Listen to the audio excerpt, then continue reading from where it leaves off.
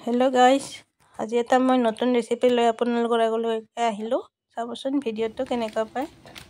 মই আজি দেখিছে ফটোত মই পকোৰাৰ ৰেচিপি লৈ আহিছোঁ। ঠাণ্ডাৰ দিনত গৰম গৰম মচমচীয়া চটপটা অলপ খাবলৈ বহুত মন যায় ন। এই ঠাণ্ডাৰ দিনত সহজতে উপলব্ধ কেঁচা মটৰেৰে মই পকোৰা বনাম। মই কেনেকৈ বনালোঁ আপোনালোকৰ আগত প্ৰচেছটো দেখাইছোঁ। মই ফৰচুনৰ বেচনটো লৈ লৈছোঁ। ইয়াতে মই এতিয়া হালধি, নিমখ, জিৰা গুড়ি, গোটা জিৰা অকণমানি আৰু চব গোটেই কেইটামান দি দিলোঁ। মই আদা নহৰু পেষ্টটো দি দিছিলোঁ, কিন্তু ৰেকৰ্ড কৰা নহ'ল, সেইবাবে পেষ্টটো মই দেখাই দিলোঁ। এতিয়া অলপ অলপকৈ পানী লৈ মই ধুনীয়াকৈ পেষ্টটো বনাই দিছোঁ। পেষ্টটো যাতে বেচন গোটা হৈ নাথাকে তাৰ বাবে একদম ভালদৰে পেষ্টটো বনাই ল'ম। ধুনীয়াকৈ পানীৰ লগত মিক্স হৈ গৈছে। এতিয়া মই কাটি থোৱা ডাঙৰ পিঁয়াজ এটা সৰুকৈ মিহি মিহিকৈ কাটি দিছোঁ আৰু কেঁচা মটৰ এড কৰিলোঁ।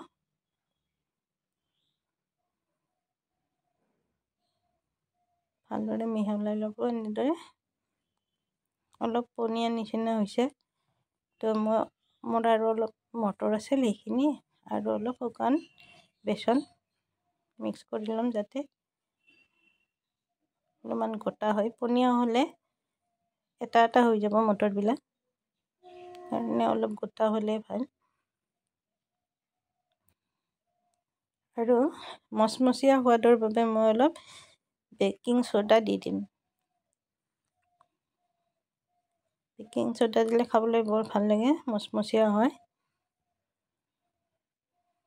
এতিয়া মই কেৰাহীটো পাতি ল'লোঁ।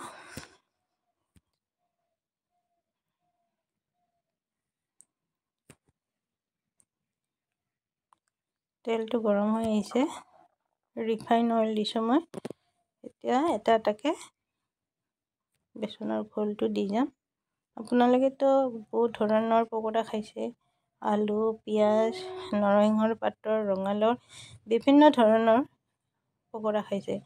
কেতিয়াবা এনেকৈ মটৰৰ খাই চাইছে নেকি? আপুনি খাবও পাৰে কিছুমানে, আৰু খোৱা নাই যদি এবাৰ নিশ্চয় ট্ৰাই কৰি চাব। এইবাৰ ঠাণ্ডা বতৰত বহুত সোৱাদ লগা হয়। গৰম ভাতৰ লগত আৰু গৰম চাহৰ লগত ঠাণ্ডাৰ দিনত মজা ল'ব পাৰে পকোৰাৰ।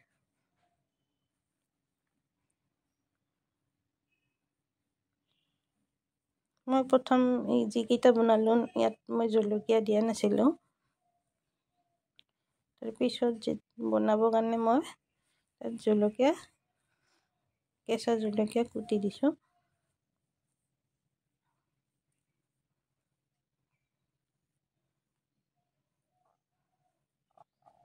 আমাৰ হৈ গ'ল, ধুনীয়া ৰঙা হৈ আহিছে। মই এটা এটাকৈ উঠাই দিলোঁ।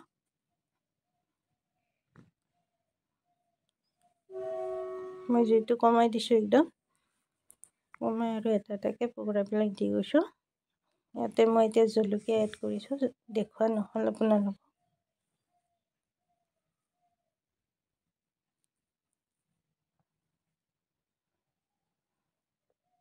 যিমানখিনি ধৰে মই এটা এটাকৈ দি গৈছোঁ।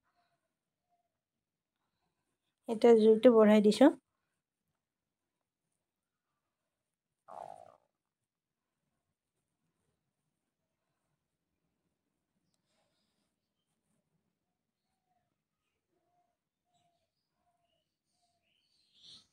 পকোৰা বিভিন্ন ধৰণেৰে বনাই খাব পাৰি। পকোৰা এনেও সোৱাদ লগাই হয়, আৰু কেঁচা মটৰতো ঘুগুনি খোৱা যায়, পনীৰৰ লগতো খোৱা যায়, পোলাওৰ লগতো খোৱা যায়। কেতিয়াবা এনেকৈ পকোৰা বনাই খাবচোন।